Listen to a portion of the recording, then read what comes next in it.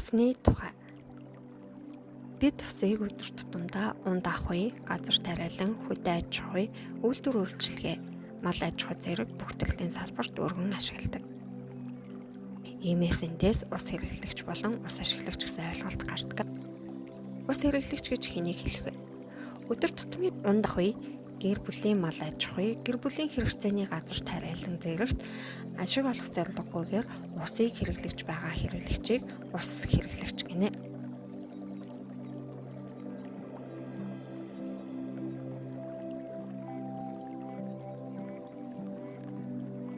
Тэгвэл ус ашиглагч гэж хэнийг хэлэх вэ?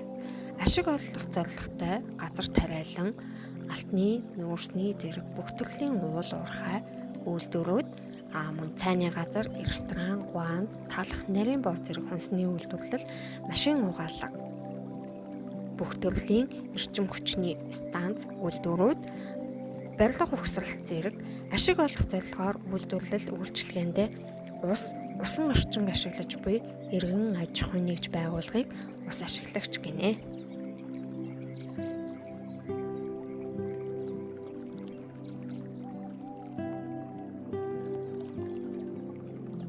Мөн бид ус ашиглагч, хэрэглэгч аль нь ч байсан ус бохирдуулагч болдог.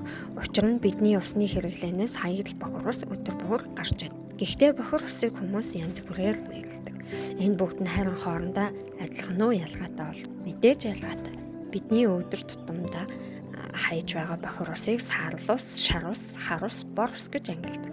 Саарал ус гэдэг нь ямар нэгэн ялгадаггүй зөвхөн ахуйн хэрэглэнээс гарсан бохир ус байдаг бол шар ус гэдэг нь өтгөний холцгүй шингэн ялгацыг хэлдэг.